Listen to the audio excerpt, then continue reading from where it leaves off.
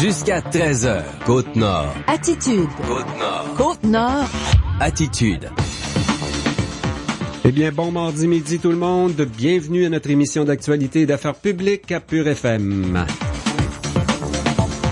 Mon nom est Jean Saint-Pierre, j'anime cette émission Côte-Nord Attitude et je suis aujourd'hui en compagnie du journaliste de Cogeco TV qui veut bien venir co-animer avec moi comme ça 2 midis par semaine. Bonjour Tommy. Hey, bonjour Pierre-Jean. Tommy Auger, c'est le fun aujourd'hui, on a tout est en direct à Côte-Nord Attitude. Ça arrive des fois comme ça. Oui, il y a des fois où on doit préenregistrer, hein. On y va selon la disponibilité de nos invités. Souvent, on va aborder cette triste tragédie là du côté de Québec. Je pense qu'on va en parler pendant plusieurs années au Québec. Ça va probablement marquer notre histoire et on va parler surtout là d'ici, notre centre culturel, notre communauté musulmane à cette île. C'est Nabil Matraji qui sera avec nous vers 12h15. Il est établi chez nous à cette île depuis 5 ans. Il fait partie des fondateurs du centre culturel musulman de la Côte-Nord, attristé bien sûr par la tuerie de Québec là. Il est avec nous et il est arrivé, il nous attend. Donc on fait notre bulletin d'information régionale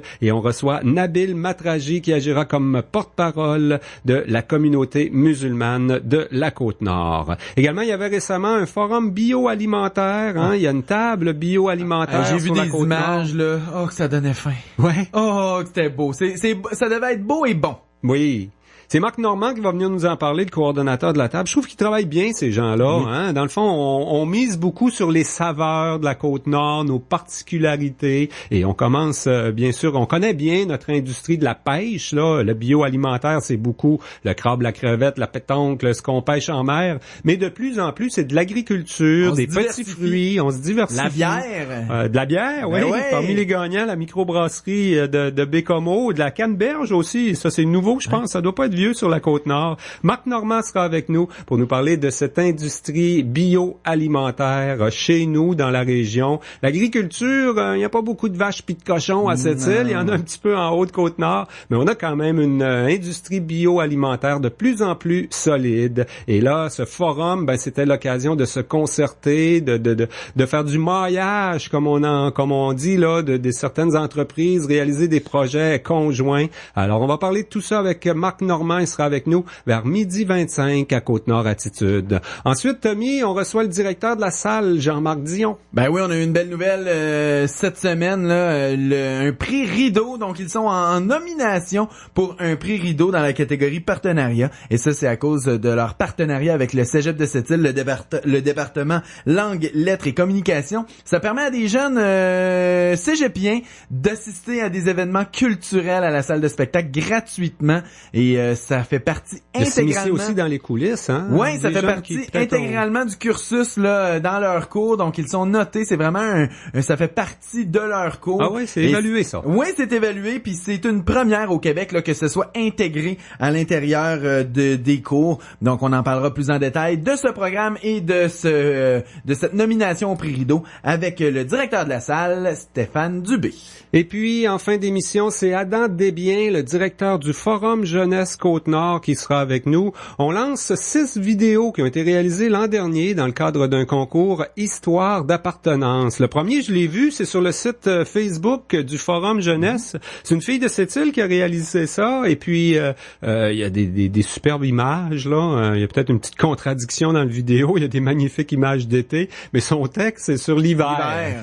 Dans le fond, les jeunes étaient invités à raconter un souvenir qui démontre leur sentiment d'appartenance à la Côte-Nord. Et dans son cas, elle parle de ses orteils et de l'hiver. Mais c'est Adam Desbiens qui sera avec nous. Il est directeur du Forum Jeunesse Côte-Nord. On va lui parler en même temps de l'avenir de cette organisation-là, parce qu'elle était beaucoup associée, en tout cas dans ma tête, à moi, elle était associée à la conférence régionale des élus, qui n'existe plus, mais il semble qu'il y a encore un gouvernement du Québec qui pourrait financer diverses initiatives du Forum Jeunesse. Voilà pour le contenu de Côte-Nord Attitude. Avant cette série d'entrevues sur nos ondes, on vous propose à l'instant un bulletin d'information régionale. Actualité Pure FM. Mais d'abord, on nous rapportait un accident là tôt ce matin du côté de Pointe-Noire. En fait, il y a eu 2 accidents mineurs survenus ce matin sur le territoire de la ville de Sept-Îles. Les occupants d'une voiture ont eu plus de peur que de mal, nous dit-on, sur le chemin de Pointe-Noire là ce matin, lors d'une collision avec un camion. L'autre accident est survenu sur le boulevard L'Or cet avant-midi. Personne n'a été blessé. La Corporation de l'environnement de Sept-Îles lance le concours « Comment je vois le monde » sur sa page Facebook. Des billets pour des spectacles à la salle Jean-Marc Dion seront distribués tout le mois de février, via ce concours. Il s'agit simplement de cliquer « J'aime » sur la page de la Corporation et de répondre à la question « Comment je vois le monde ». Les dirigeants de la Corporation de l'environnement de Sept-Îles estiment que le concours fournit une belle occasion de démontrer la bonté et le positivisme des Sept-Îliens à la suite de l'attentat terroriste de Québec survenu dimanche soir. Une vidéo produite par Marianne Cresson de Sept-Îles a été lancée cette semaine à la suite du concours Histoire d'appartenance du Forum Jeunesse Côte-Nord. 6 jeunes de la Côte-Nord ont gagné le concours et voient leur vidéo lancée au cours des prochaines semaines. Celui de la Sept-Îlienne Marianne Cresson est le premier disponible sur la page Facebook du Forum Jeunesse. Son vidéo parle des beautés de l'hiver sur la Côte-Nord. Les participants étaient invités à puiser dans leurs souvenirs et raconter un récit qui décrit leurs sentiments d'appartenance à la région. Ce concours a été réalisé en 2016 grâce à l'entente régionale sur l'implication des jeunes. Le Forum Jeunesse Côte-Nord attend des nouvelles pour le renouvellement de ses subventions afin de poursuivre ses activités. La députée fédérale de la Côte-Nord, Marilyn Gill, encourage Martine Ouellette à se lancer dans la course à la chefferie du Bloc québécois. Elle lui offre son appui. La députée Gill voit Martine Ouellette comme une femme d'équipe avec une grande rigueur. Marilyn Gill se dit emballée par l'idée que la députée de l'Assemblée nationale du Québec soit aussi chef du Parti souverainiste qui œuvre sur la scène fédérale. Le Forum bioalimentaire de la Côte-Nord a regroupé plus de 140 personnes à Bécomo les 25 et 26 janvier. Les participants ont mis à jour leurs connaissances concernant les nouvelles tendances de l'industrie. Le Forum a permis de créer des liens d'affaires entre différentes entreprises. L'événement comprenait un salon du terroir, 7 conférences, 5 panels de discussion et un souper patrimonial avec 3 chefs restaurateurs parmi les meilleurs de la Côte-Nord. La table bioalimentaire de la Côte-Nord a décerné 5 prix, dont celui de l'entreprise de l'année à Pêcherie Chipec, Dequanichit, Mingan, et le prix bâtisseur à INS Seafood, une entreprise de transformation de produits marins à Rivière-Saint-Paul, en Basse-Côte-Nord. Le fonds humanitaire du syndicat des métallos verse 5 000 $ à 3 organismes de la Côte-Nord et 33 000 $ à l'échelle du Québec pour aider les plus démunis. Ce fonds est financé par des cotisations effectuées chaque semaine par des syndiqués. Les dons ont été remis à l'Espoir de Chelna à Havre-Saint-Pierre, au centre d'intervention Le Rond-Point de Sept-Îles et à la Maison de la Famille de Port-Cartier. Le coordonnateur des métallos de la Côte-Nord, Nicolas Lapierre, remarque que les travailleurs syndiqués se font un devoir de soutenir les gens qui éprouvent de la difficulté. Et puis au sport, après 2 parties avec Team Canada au championnat du monde de hockey universitaire féminin au Kazakhstan, la Sept-Îlienne Mélodie Bouchard trône en tête des pointeurs dans ce tournoi. Elle a déjà 5 buts et 2 passes, 7 points en 2 matchs. On a essayé de l'inviter ce midi, Mélodie, mais c'est compliqué, là. D'abord, il est soir, là. Ouais, Kazakhstan, c'est pas la porte d'à côté, c'est comme, ils doivent être 9-10 heures le soir à ce moment-ci, là. Et puis, aujourd'hui, il n'y avait pas de match, mais elle allait voir l'équipe de curling du Canada, là, dans ce même tournoi. Elle a contribué, donc, Mélodie Bouchard, aux 2 victoires de son équipe contre la Chine et la Grande-Bretagne à ses 28e universiades d'hiver. Mélodie Bouchard a contribué avec 3 buts hier dans une victoire facile par la marque de 14-0 du Canada contre la Grande-Bretagne. Eux autres, c'est pas leur sport national, on s'entend, là. Le Canada tente de reprendre la médaille d'or perdue en 2015 dans cette compétition internationale. C'est les Russes qui ont gagné en 2015. Donc, l'étudiante athlète de Sept-Îles, Mélodie Bouchard, évolue avec les GGs de l'Université d'Ottawa d'Ottawa. Il connaît d'ailleurs une excellente saison. L'équipe Canada aura son premier vrai test là. Après la Chine et la Grande-Bretagne, on va affronter l'équipe nationale du Kazakhstan. Il y aura quand même la foule qui va être derrière eux. Hein? C'est eux qui reçoivent ce tournoi. C'est à Almaty, je pense, la ville ou quelque chose comme ça. Almaty, je pense qu'elle s'appelle. Donc, c'est là que se trouve Mélodie Bouchard. On devrait lui parler cette semaine, là, peut-être jeudi, à Côte-Nord Attitude. Voilà, ça complète ce bulletin d'information régionale. Attitude. Sunwing garantit des vacances de luxe abordables. Profitez de notre garantie de protection de prix incluse sur les vacances de luxe en famille ou entre adultes dans les hôtels les mieux cotés pour une durée limitée. Obtenez jusqu'à 800 $ par couple de remise en argent si le prix baisse. Réservez d'ici le 3 février et envolez-vous avec le numéro 1 au Canada dans le Sud. Contactez votre agent de voyage ou Aïe, aïe, Sophie, t'as des paparazzis qui te suivent. Ben oui, toi. Madame, vous êtes radieuse. Quel est votre secret? Ouais, je suis ta meilleure amie. Tu me croiras jamais. Dis-le donc. Je me suis offert des soins du visage, un lifting sans chirurgie, j'ai peaufiné ma silhouette, je me suis réinscrite au gym et je me suis fait faire une coiffure de star. Seigneur, ça a dû te coûter un bras? Ben non, regarde, j'ai encore mes 2 bras grâce à la boutique Attraction. T'as plein d'offres à 50% du prix partout à travers le Québec. Toutes les femmes en rêvent et moi, j'en fais une réalité. Boutiqueattraction.com. 100% plaisir pour 50% du prix. Jusqu'à 13h. Côte-Nord. Côte-Nord. Attitude. Pure FM. 94. Eh bien, on revient sur ce triste événement, la tuerie, 6 personnes décédées dans un attentat, donc sur la Grande Mosquée de Québec. Et on a un porte-parole avec nous du Centre culturel musulman de la Côte-Nord. Il s'agit de Nabil Matradji. Bonjour Nabil, bienvenue à Côte-Nord Attitude. Bonjour. Bon. Alors, Nabil, tu es parmi les fondateurs, hein, ici. On est habitué de parler avec Monsieur Ben Rouine, quand on parle de la communauté musulmane ici à cette île. Mais vous êtes quoi, une 50aine de personnes? Oui, exactement. À peu près entre 50 à 80 personnes autour de ça. Et j'espère que ça va rester, que tout ce beau monde va rester chez nous à cette île et au Québec, malgré ces événements-là. Mais on doit se poser la question, hein, c'est un dur coup, ce qui arrive là. On a comme pas le choix de réfléchir à tout ça, d'essayer de comprendre, hein? C'est sûr et certain que c'est pas évident, un moment triste et très difficile à vivre ça. Et je pense que la communauté musulmane à cette île essaye de trouver son chemin. Il y en a leur chemin qui est tracé depuis très très longtemps. Il y en a d'autres qui cherchent leur chemin, mais avec des événements comme ça fait poser certaines questions, c'est sûr. Ouais. Est-ce que tu crains qu'il y a des gens là qui font partie de votre communauté, qui viennent parfois à la petite mosquée à cette île sur la rue Brochu, qui seraient vraiment en réflexion de déménager ailleurs? Le Québec, c'est un peu Québec terre d'accueil sécuritaire qui a attiré certaines personnes ici quand même, hein? Je pense pas que jusqu'à ce point-là, mais c'est sûr et certain qu'il y a certaines personnes qui sont inquiètes. Ça, on le cachera pas. Peut-être plus même à cette île, parce que on le sait, il y a eu 3 événements. Je pense que c'est toi qui avais mis les photos la première fois quand il y a eu un saccage, il y avait eu des graffitis lors de la construction, et tout récemment, dans le temps des fêtes, quelqu'un qui a tenté de mettre le feu. On parlait toujours de cas isolés, mais c'est toujours inquiétant, ça, quand ça arrive dans un bâtiment où vous avez beaucoup investi, hein, j'imagine, toi comme d'autres, vous avez fait du bénévolat pas mal pour votre communauté. Exactement. On est tous des bénévoles, en fait, un clou à la fois, un morceau de bois à la fois, et on est rendu à construire notre centre culturel.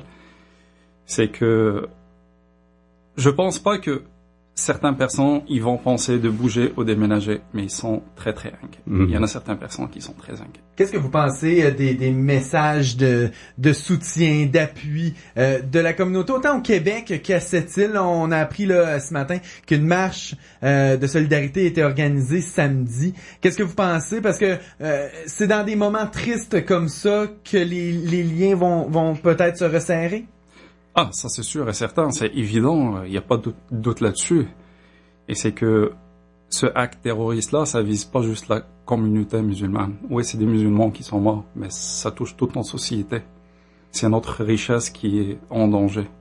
Qu'est-ce qu'on va donner à nos enfants, nos petits-enfants? D'ici quelques années, on va où avec tout ça? Ben oui. Ça va arrêter jusqu'à quel point? Et on cherche à comprendre aussi, là. Regarde, moi, je suis pas fier du tout, là, du jeune Bissonnette qui a posé ce geste-là. Je suis gêné d'être québécois certains jours, comme dimanche dernier. On cherche à comprendre, là. Il y a des gens... Moi, j'ai lu des choses qui accusaient les médias. Je me suis senti interpellé aussi. Peut-être que parfois, on dit pas les bonnes choses au bon moment, qu'on vous connaît pas assez, on vous comprend pas assez, mais c'est difficile de cerner, hein, un événement comme ça, ou même les choses qui se sont passées à cette île, le pourquoi de tout ça. C'est sûr et certain, il y a toujours un pourquoi, mais il faut pas généraliser.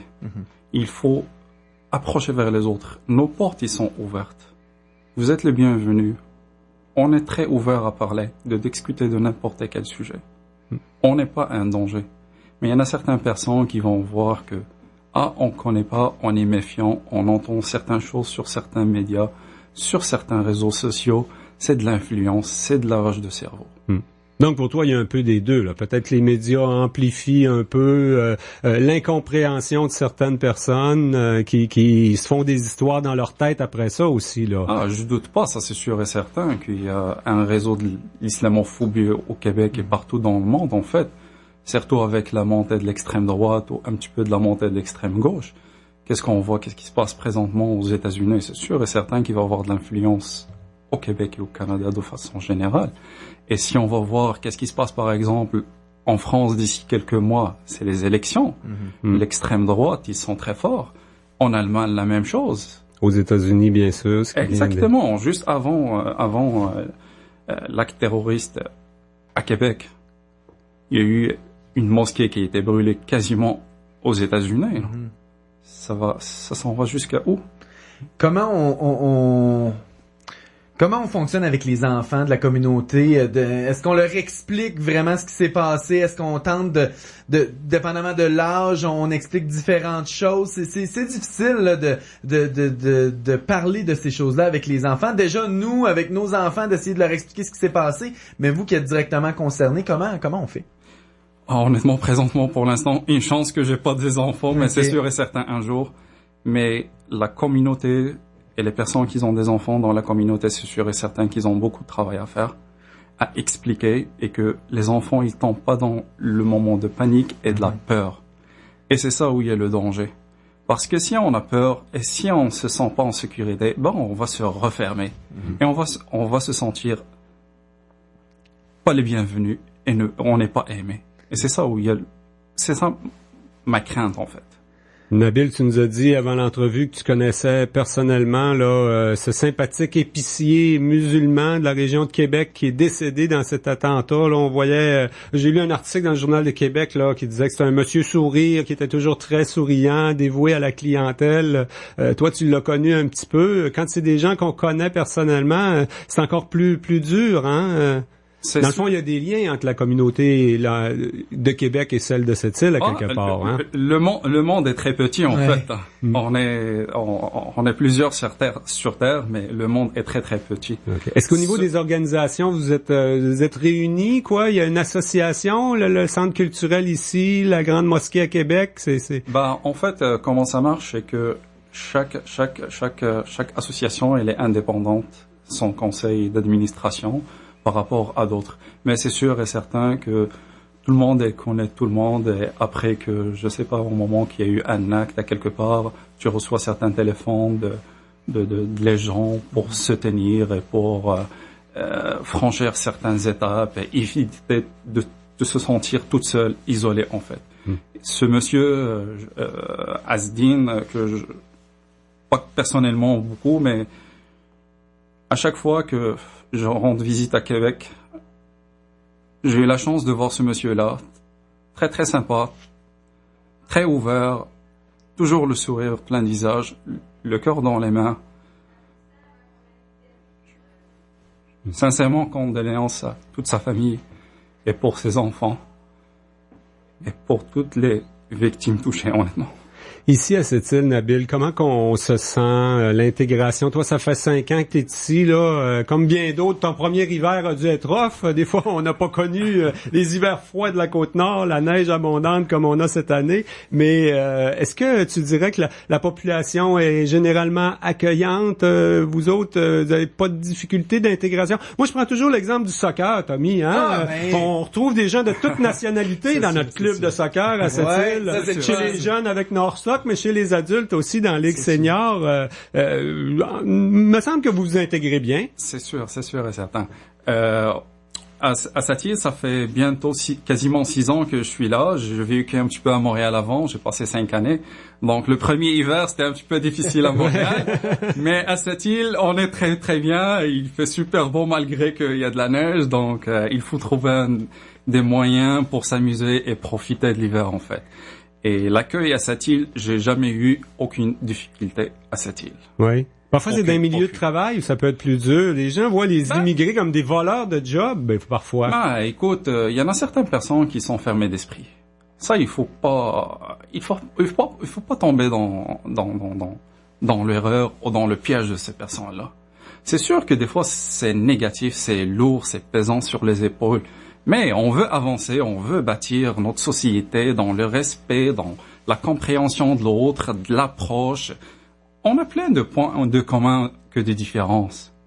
Pourquoi on va voir juste le côté qui vide le verre, en fait? On va essayer de trouver un moyen de remplir ce côté-là qui est vide. Je demande pas de convaincre la personne, mais je demande de juste essayer de me comprendre, la même chose, sans jugement, sans un regard méchant vers l'autre. Ou à la limite de laisser les autres vivre. Je vois la communauté musulmane à cette île, à part dans ce qu'on a vu dans les tristes événements là, de vandalisme, on ne vous a pas entendu pour d'autres choses. Vous faites votre petite vie, vous travaillez, vous vous occupez de votre communauté. Les gens qui ont des enfants ont des loisirs.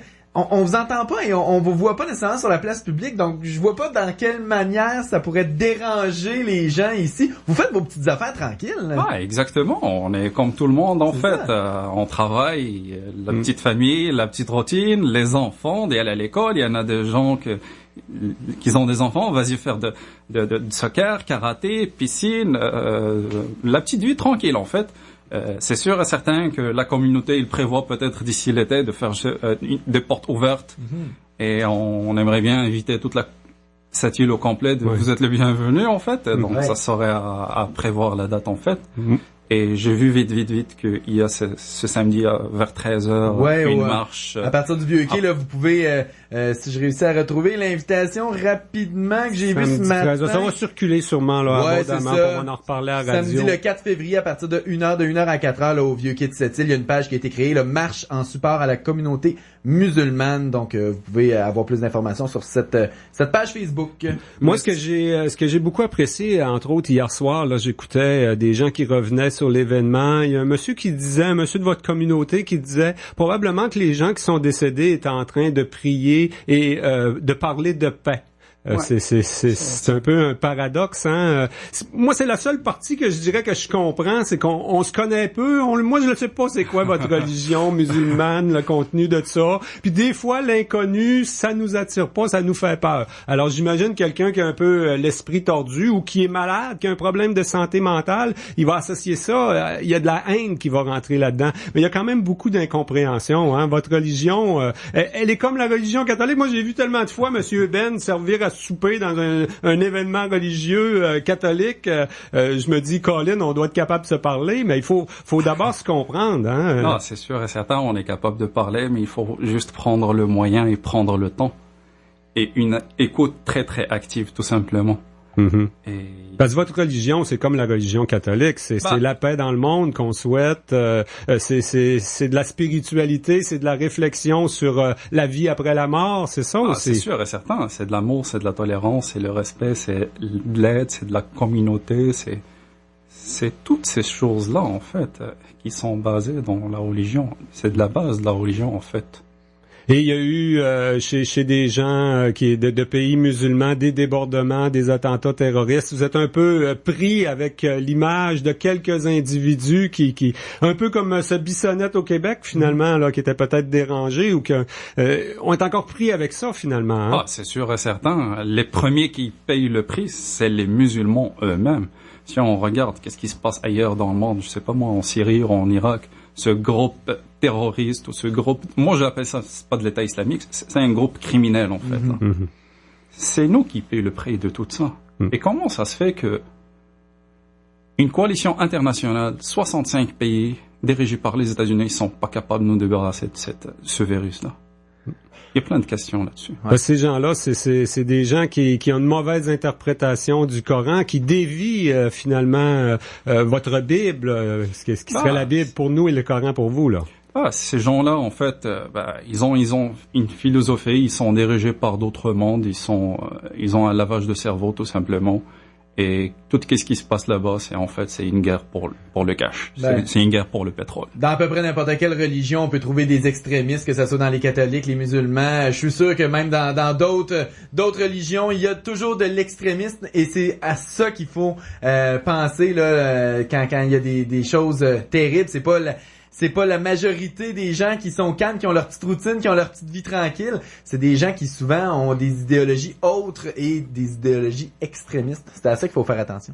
En tout cas, je retiens ton invitation d'aller faire un tour à la petite mosquée de Sept-Îles. Sinon, la marche serait déjà un bon début. La marche aussi, samedi, déjà un bon début. Je te remercie beaucoup pour ta disponibilité ce midi à Côte-Nord Attitude. Et on va se souhaiter de plus en voir des événements comme ça. Tiens, peut-être qu'on pourrait se rencontrer plus souvent à la radio pour jaser du vrai contenu, pour mieux se comprendre, mieux se connaître. Ça évitera peut-être que des gens concluent à des choses qui n'ont pas d'allure. C'est sûr et certain. Je remercie toute la communauté de façon générale au Québec et au Canada pour le soutien, parce qu'on est tous pareils et c'est notre société qui est en danger en fait. Nabil Matradji du Centre culturel musulman de la Côte-Nord, un gros merci pour ton passage à Côte-Nord Attitude. Merci à vous. Côte-Nord Attitude.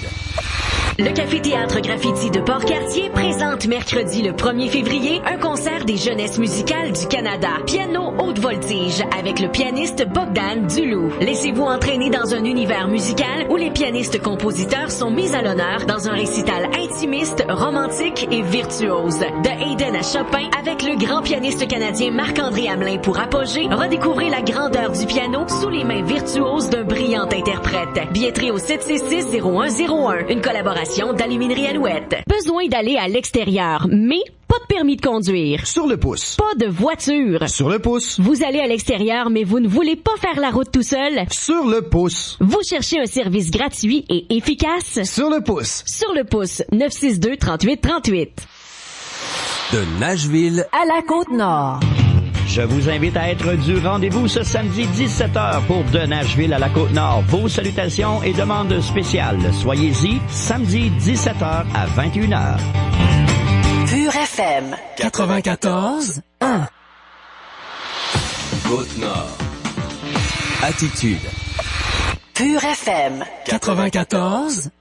Eh bien, on va parler du forum qui avait lieu sous le thème « La recette de votre succès ». Comme Tommy nous le disait en début d'émission, les images faisaient saliver. C'est le forum bioalimentaire de la Côte-Nord. Ça a lieu en alternance. Hein. Cette année, c'était au Centre des Arts de Bécomo. Moi, j'ai assisté à celui qui avait lieu à Sept-Îles l'an dernier. Pour nous en parler, Marc Normand est directeur de la table bioalimentaire de la Côte-Nord. Bonjour, Marc. Bonjour. Peut-être rappeler votre mandat, la table. Vous regroupez tous les gens de cette industrie là, les pêches, l'aquaculture et l'agriculture qui est de plus en plus, qui est en progression sur la Côte-Nord. Oui, puis j'ajouterais la restauration, la distribution, c'est vraiment tout ce qui touche... Tout ce qui se mange et la façon de le manger. Et qui se boit.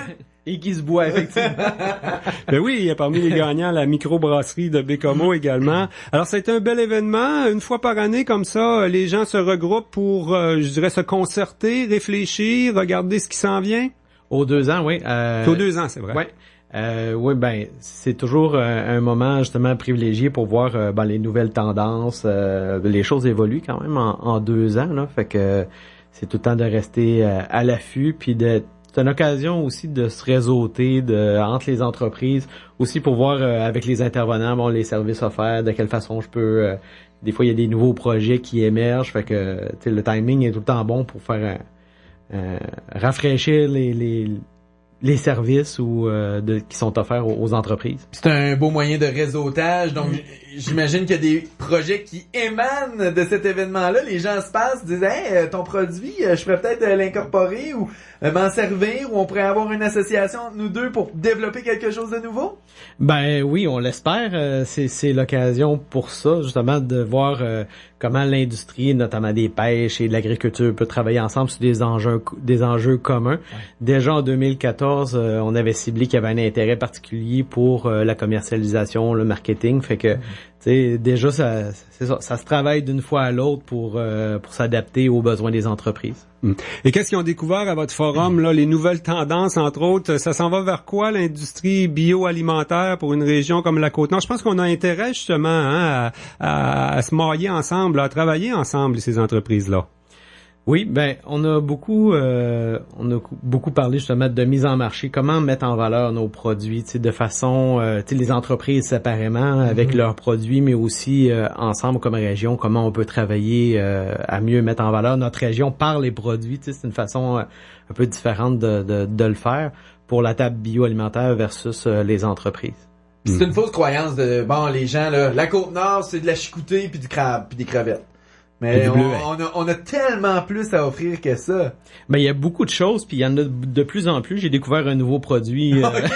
Toi, tu découvres des nouveaux produits? Oui, il y a une confiture de Camerise là, qui est commercialisée depuis cet automne, tout juste, par la ferme Manicouagan. Donc, oui, puis justement, les gens se les arrachaient, là.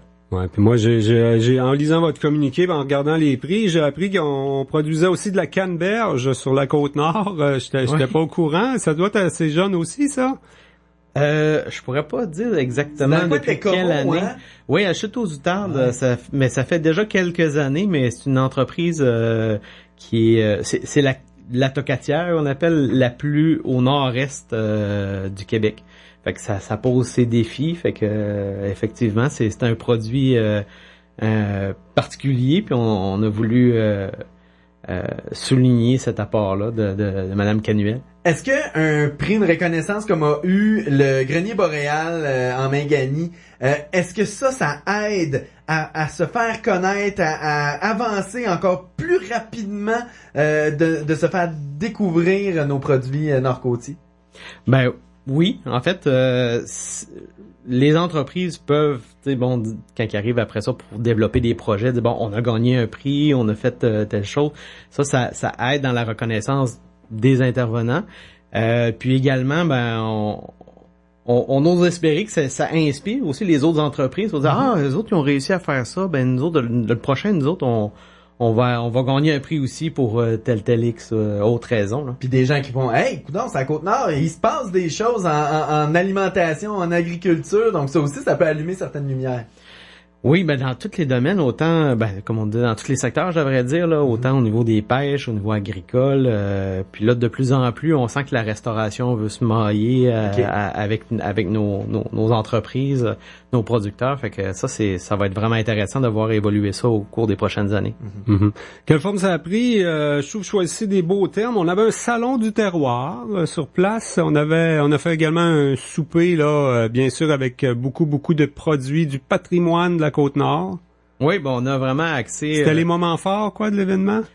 C'est sûr que les conférences sont intéressantes, mais on pense on profite de l'occasion du déplacement des entreprises pour organiser des autres choses comme en marge, on pourrait dire.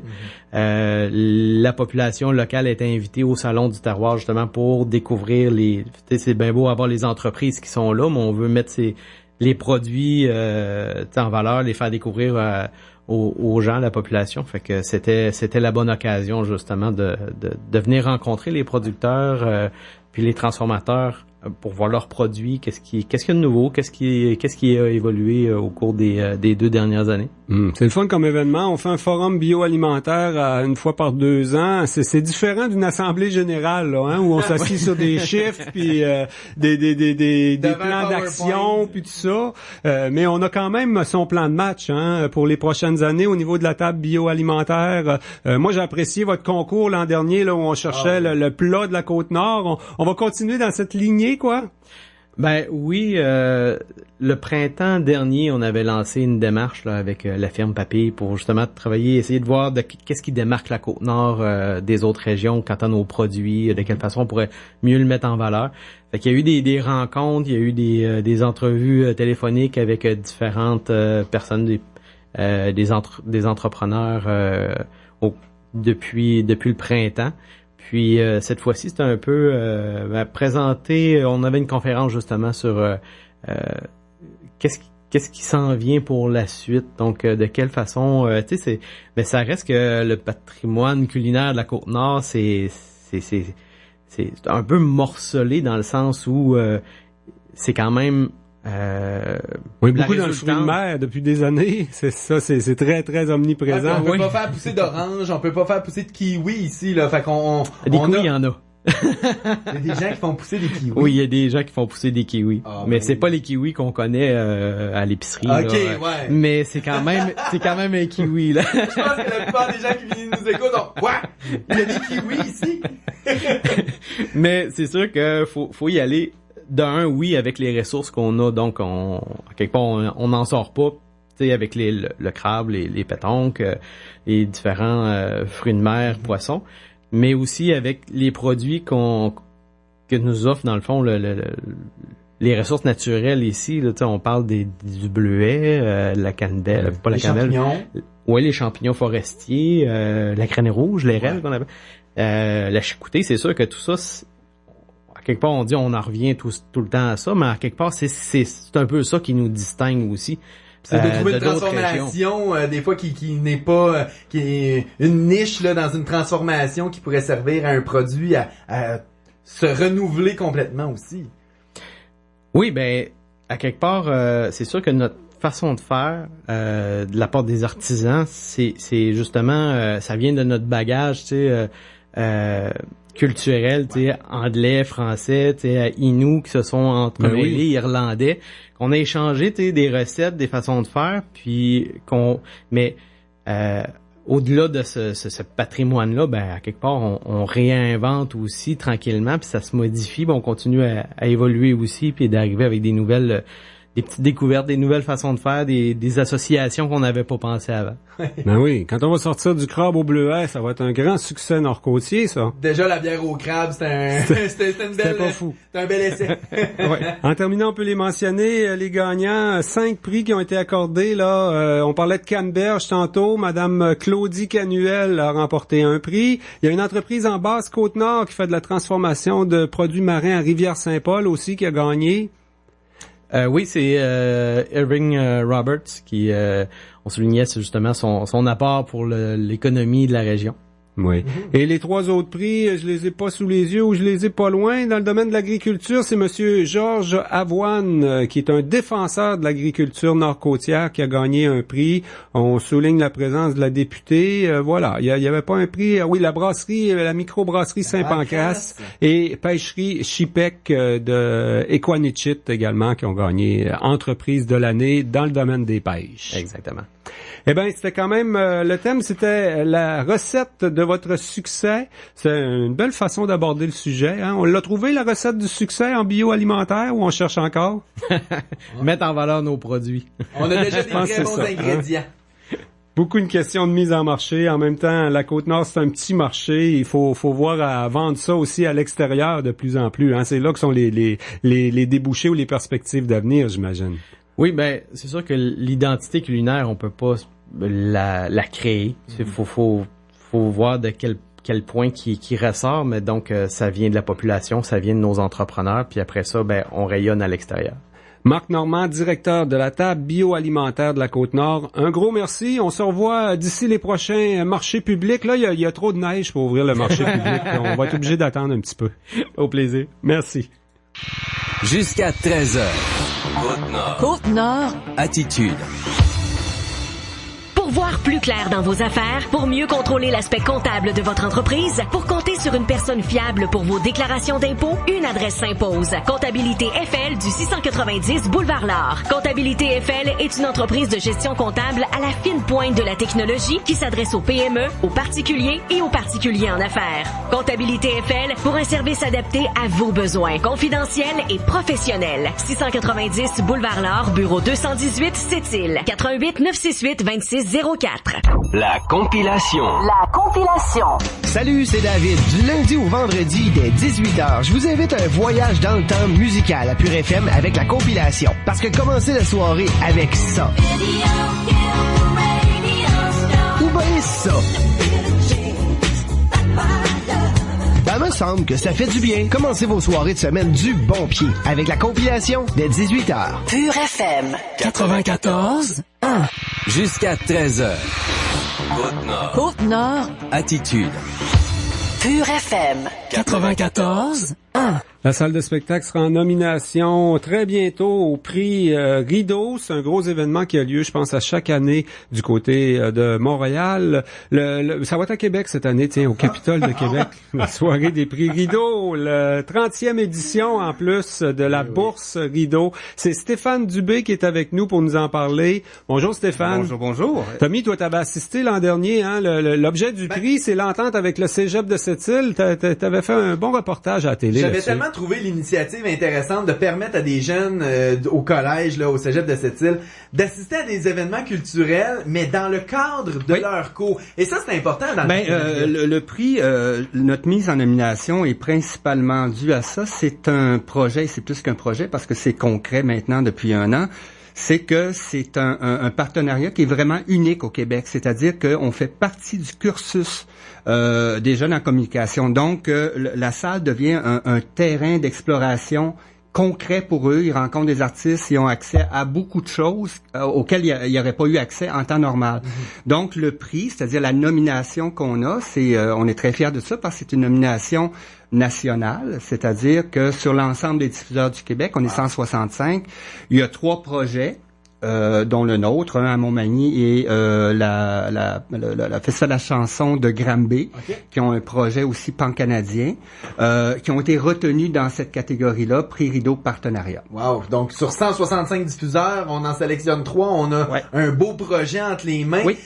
Est-ce que c'est de nourrir la bête? Donc, des jeunes qui sont déjà, certains sont plus intéressés que d'autres, mais c'est de nourrir l'intérêt. Complètement. Je pense que un des objectifs qu'on a, qui fait partie de notre mission souvent non dite, c'est de mettre en place des trucs qui vont permettre comment dire ça, le développement des gens de notre communauté. Donc, d'avoir mis un projet comme ça sur place, veut pas, ça a une incidence sur le rayonnement pour ces jeunes-là, pour la culture, pour nous, pour la ville aussi. On parle de Sept-Îles au national sur voilà ce qu'ils font à Sept-Îles. C'est notre 2e partenariat.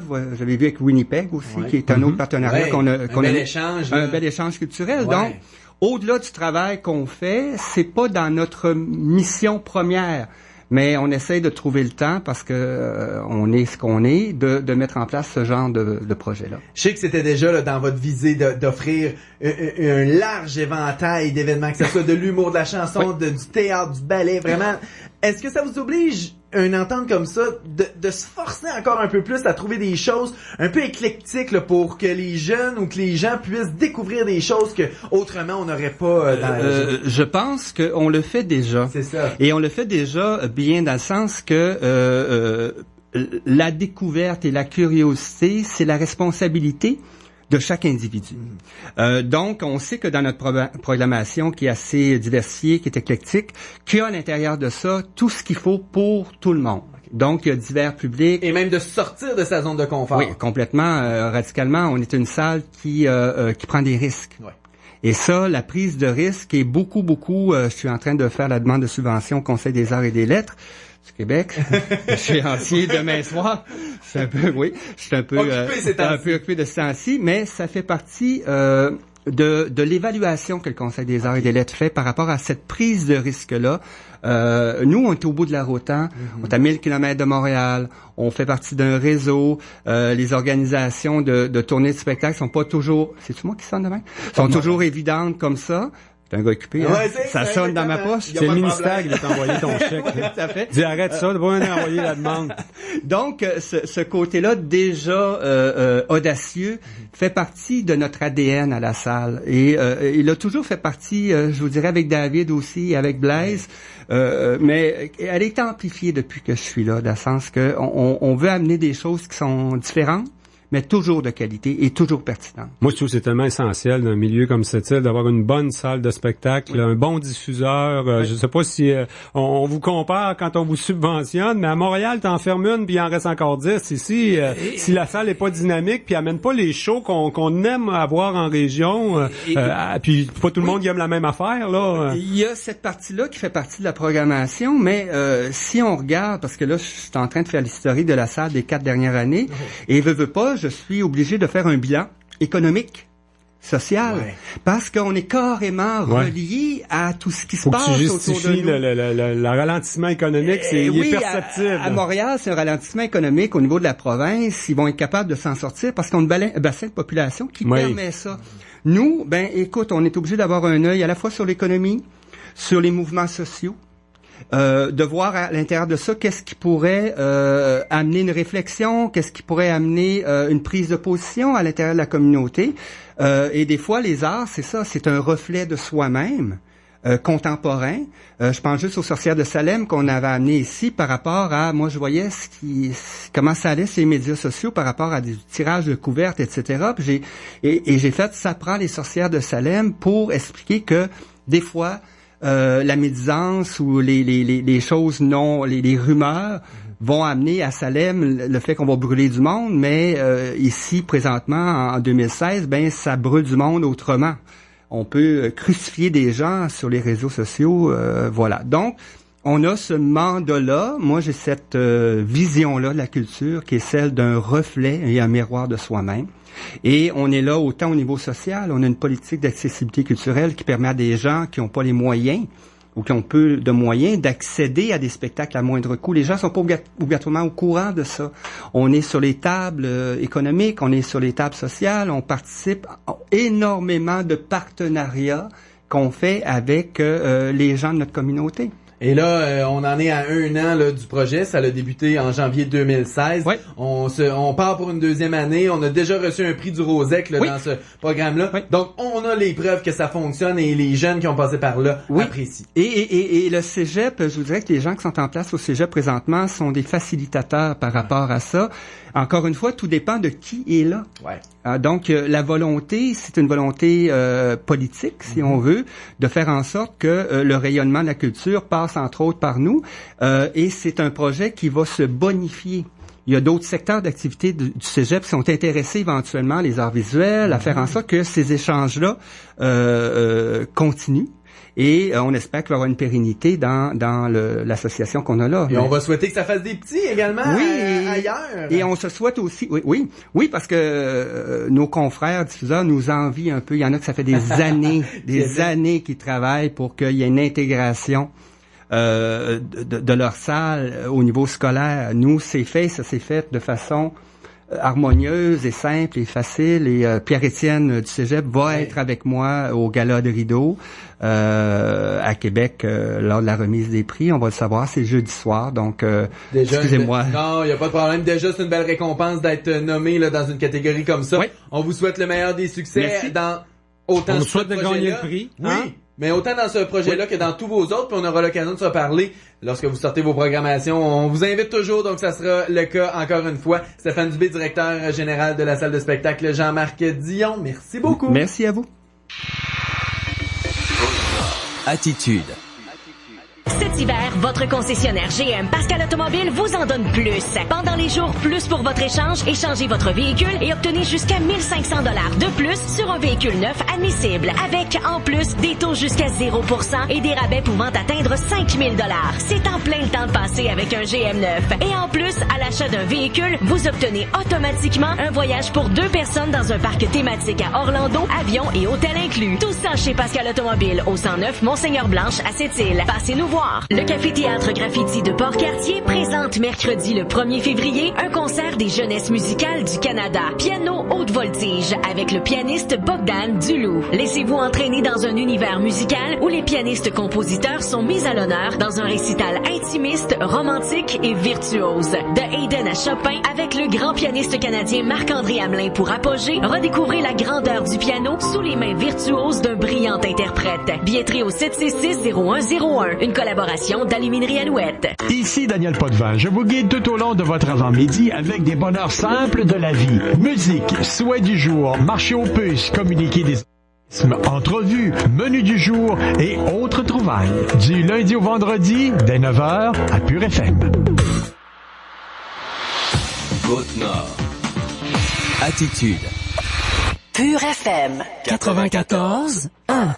Tommy, on va parler du Forum Jeunesse Côte-Nord pour conclure notre émission Côte-Nord Attitude. Il y a un beau concours qui a été réalisé l'an dernier. Ce matin, je voyais la vidéo produite là dans le cadre de ce concours Histoire d'appartenance réalisé par une jeune de Sept-Îles, Marianne Cresson. Un très beau texte sur l'hiver, les plaisirs de l'hiver.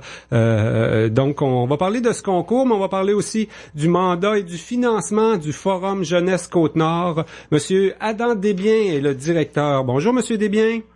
Bonjour, ça va bien? Oui, ça va très bien. Monsieur Desbiens, rappelez-nous, là, Forum Jeunesse Côte-Nord, ça fait quand même plusieurs années que ça existe. Votre mandat, exactement, est assez large, hein? Oui, il est assez large. Dans le fond, le Forum Jeunesse Côte-Nord a été créé en 1995, si je me souviens bien. C'était la table de concertation régionale de jeunesse. Ah ben quand même, plus de 20 ans. C'est plus les mêmes jeunes aujourd'hui, hein? Ils ont vieilli, ceux de 95. Ah oui, on vieillit. Puis, dans le fond, c'est ça. Avant ça, on avait le financement avec le secrétariat de la jeunesse, qui avait comme principal mandat la participation citoyenne, faire la promotion, tout ça. Il y avait également un fonds régional d'investissement jeunesse qu'on avait, qui venait, dans le fond, financer. On pouvait financer des projets jeunesse à la grandeur de la Côte-Nord pour, justement, participation citoyenne, mais aussi l'entrepreneuriat collectif, tout ça. Donc, c'était un beau fonds. Malheureusement, il n'existe plus présentement. Mais on espère toujours qu'un fonds comme ça reviendra un jour. Oui, là où on vous connaît, vous faites un rôle important, à mon sens, c'est le rap là, sur la réussite, les apprentissages. Je me souviens plus de ce que ça signifie rap là, mais c'est sur la réussite scolaire. Ça, c'est un beau dossier à travailler là, contrer le décrochage de nos jeunes gars, entre autres. Oui, c'est ma collègue Adèle Lavoie qui travaille sur ce dossier-là à plein temps. Rap Côte-Nord, dans le fond, qui est là pour la persévérance scolaire, en collaboration avec les commissions scolaires de la région. C'est le persévérance qui manquait. Oui, persévérance, oui. Réussite, persévérance, puis le A, c'est? Oh mon Dieu. Question quiz, là, hein? Ben, Rap Côte-Nord, tout le monde sait c'est quoi, là. On est habitué de l'appeler Rap Côte-Nord. Ouais. On se souvient plus des acronymes, des fois. Et dis-moi, au niveau du financement, c'est là pour rester, le Forum Jeunesse? On vous associait à un moment donné à la conférence régionale des élus qui n'existe plus. Ça veut pas dire que le Forum va mourir, lui? Non, évidemment, au début, en 95, c'était vraiment, avec les élus, si je me trompe pas, là, c'était vraiment deux organisations. Ben, une organisation, le Forum, était à travers la conférence régionale des élus, mais depuis fort longtemps, là, le Forum était autonome. C'est une organisation qui est incorporée, organisation à but non lucratif, on a des administrateurs de partout sur le territoire de la Côte-Nord. C'est tous des jeunes en bas de 35 ans qui sont sur le conseil d'administration. C'est des jeunes qui ont à cœur leur région. Puis dans le fond, on est complètement autonome. C'est sûr qu'avec la fermeture des conférences régionales des élus, on avait sorti un partenariat avec les élus, avec la CRE. On avait certains partenariats aussi avec les CLD qui ont aussi passablement tout disparu, donc ils se sont restructurés, tout ça. Donc, on avait beaucoup de partenariats avec ces organisations-là. Évidemment, vu que présentement, avec le secrétariat de la jeunesse, étant donné qu'on n'a plus de financement du secrétariat et on n'a plus de fonds, le Fonds régional d'investissement jeunesse, c'est difficile d'aller créer de nouveaux partenariats parce qu'on n'injecte pas de sommes concrètes présentement. Adam, on va parler de ce concours Histoire d'appartenance. Là, c'était le premier vidéo était lancé cette semaine, celui de Marianne Cresson de Sept-Îles. Le concours Histoire d'appartenance, l'idée, c'était de justement développer là, chez les jeunes, peut-être des fois, à un certain âge, on trouve qu'on vit pas dans une belle place à la Côte-Nord, qu'on est loin des grosses affaires qui se passent à Montréal, Québec. C'est un peu ça qu'on voulait développer quand même, hein? Oui, c'est un peu ça qu'on voulait développer. On voulait l'entendre. On savait que le sentiment d'appartenance, il est là, mais des fois, on se laisse aller, puis dans les discussions, tout ça. Mais quand on va sur le terrain un peu, les jeunes ont envie d'être fiers de leur région, ont envie de s'identifier. On parle de sentiment d'appartenance, mais c'est psychologique quand même. On s'identifie à notre famille, on s'identifie à un groupe d'amis, on s'identifie à une communauté. Au niveau de la région, ben c'est ça. Dans le fond, on voulait mettre en avant-plan ce sentiment-là, tout en on pourrait dire, parler aussi de l'implication de nos ancêtres, nos parents, nos grands-parents, tout ça, ceux-là qui ont bâti notre Côte-Nord. Donc, tout ça mis ensemble a sorti des super belles histoires. On a reçu les vidéos en juillet dernier. Puis lorsque moi j'ai écouté la première vidéo, j'avais des frissons parce que ça me parlait. Là. On voit que ça touche la fibre de l'appartenance au territoire nord-côtier. Ouais, en même temps, les jeunes avaient à écrire un texte avec un souvenir qui rappelle leur sentiment d'appartenance. C'est un court texte qu'on devait raconter sur une vidéo, là. Oui. Dans le fond, eux autres, ce qu'il y avait à faire, c'était de nous écrire une histoire de 450 à 600 mots. Puis, à travers ça, on avait 6 gagnants. On avait 3 dans la catégorie de 12 à 17 ans. Puis, on avait de 18 à 35 ans. On avait 3 également. Par la suite, là, on a fait affaire avec Optique 360, qui nous ont monté une vidéo avec des images de la Côte-Nord. Puis là, on a demandé, il y avait quelqu'un qui a récité les histoires. Là, c'était la première qui était lancée ce lundi. Pendant 6 semaines, on va lancer une nouvelle capsule à toutes les semaines. OK. Et celle de ce matin, c'était celle de Marianne Cresson, Sept-Îles. Là, tu viens de m'expliquer que c'est pas elle qui a mis les images dessus, parce que je trouvais, quand je l'ai vu, que son texte est un très, très beau texte sur l'hiver. Ouais, mais on voyait plein de rivières qui coulent. Des images d'hiver, c'est pas évident. Il fait fret l'hiver. On a un bel hiver, mais c'est fret pour les Kodak. Ah oui, l'histoire a tombé pile avec les images. C'était vraiment... Optique 360 ont fait un excellent travail. Là, la production, là, c'est vraiment sur les images, là. C'est des belles images. Oui, des vraiment belles images de notre terroir. Je vois que vos gagnants sont un peu partout. Hein? Il y en a 2 de Bécomo, Marianne, elle est de Sept-Îles. Il y a également une gagnante à Fermont, une autre dans la communauté Innu de Natashquan et une autre à Chèvry en Basse-Côte-Nord. On est allé partout avec ça, ce concours-là? Oui, on est allé partout avec ça. Évidemment, il manquait peut-être un peu. On aurait voulu en avoir plus. Mais l'objectif, c'était un point de départ. Dans le fond, c'est qu'on aurait aimé que ce concours-là se réalise d'année en année. Je pense qu'on aurait eu davantage de diversité encore à la deuxième année.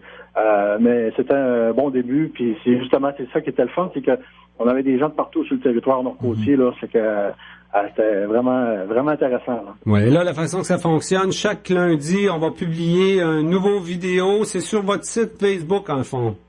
Oui, sur le site Facebook du Forum Jeunesse Côte-Nord. Les capsules vont être là, mises en ligne tous les lundis à compter de midi. Puis messieurs, Rap Côte-Nord, là, c'est réussite, accomplissement, persévérance. Accomplissement, ben voilà, persévérance. Adam Desbiens, directeur du Forum Jeunesse Côte-Nord, on va souhaiter une longue vie à ton organisation avec bien du financement et bien d'autres concours comme ça. C'est le fun. Des beaux projets.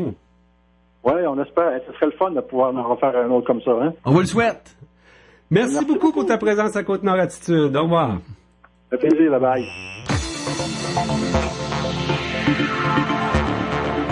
Tommy Auger, journaliste à Cogeco TV. Yes. Je me dois de te remercier. Dis-moi, à Cogeco plaisir. cette semaine, j'ai apprécié, il fallait que je te le dise, Caroline, vous êtes bon, toi, puis Eric Smith, pour merci, décrire des fins. matchs en direct au Ferro, quand même. C'est quelque chose. Maintenant, là, Pierre Houd, j'ai une admiration inconditionnelle. C'est pas évident. Pierre Houd, il fait joueur de la Ligue nationale que tout le monde connaît, puis que lui suit depuis des années. Puis il fait un match à la fois. Hein. Nous, on en a fait 3 dimanches. C'était quelque chose. Mais ce qui m'a impressionné, c'est que c'était dans 3 catégories différentes. Ah ouais, pour le Ferro, là. Donc, surveillez ça, là. On est en direct en fin de semaine, mais on vous rediffuse, là, les matchs pendant les prochains jours et prochaines semaines, là. Surveillez notre programmation à Cogeco TV. Il y avait aussi le Ciné7 au cours des derniers jours, sûrement des images aussi, là. Un courant d'or qu'on vous en parle, ouais. Eh ben, un gros merci. À demain. C'est Valérie Dionne qui sera avec moi à Côte-Nord Attitude demain.